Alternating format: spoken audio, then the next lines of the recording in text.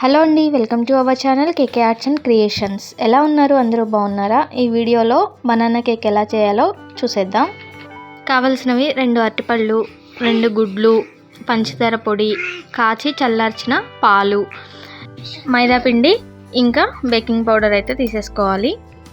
ఒక బౌల్ తీసుకొని దానిలోకి 2 గుడ్లు అయితే కార్చుకొని బాగా బీట్ చేసుకోవాలి. పిల్లలకి కేక్స్ అంటే బాగా ఇష్టం కదండి, అలాగే బనానా తినని పిల్లలకైతే ఇలా ఈజీగా చేసి పెట్టేయచ్చు.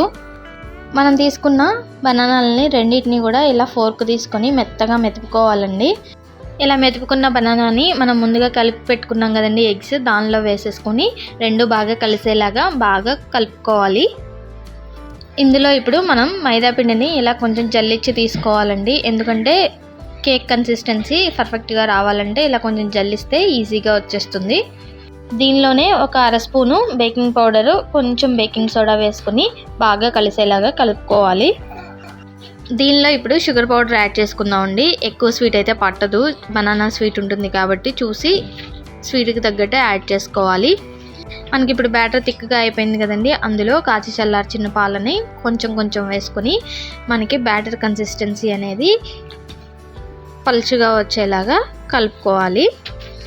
అంతేనండి, ఇలా కలిపేసుకుంటే పూర్తిగా మనకి బ్యాటర్ అనేది రెడీ అయిపోతుంది. ఇలాగా మనం ఏ గిన్నెనైతే తీసుకుందాం అనుకుంటున్నామో కేక్ చేయడానికి, దానిలో అడుగున నెయ్యి అప్లై చేసుకొని బ్యాటర్ అంతా అందులో పోసేసుకోవాలి.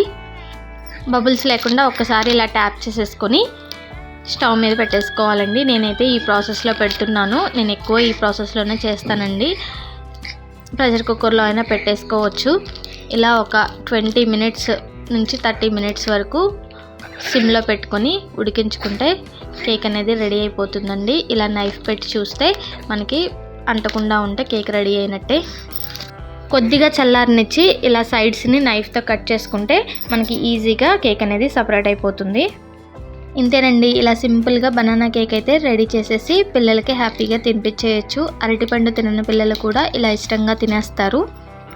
పిల్లలే కాదండోయ్, పెద్దవాళ్ళు కూడా హ్యాపీగా తినేయచ్చు. చాలా టేస్టీగా ఉంటుంది.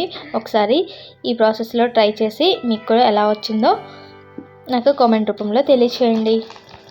ఫస్ట్ టైం చూస్తున్నట్లయితే మన ఛానల్ని సబ్స్క్రైబ్ చేయడం మాత్రం మర్చిపోకండి. ఇలాంటి మంచి మంచి రెసిపీస్ మన ఛానల్లో ఉన్నాయి, చెక్ చేసేయండి. Thank you for watching.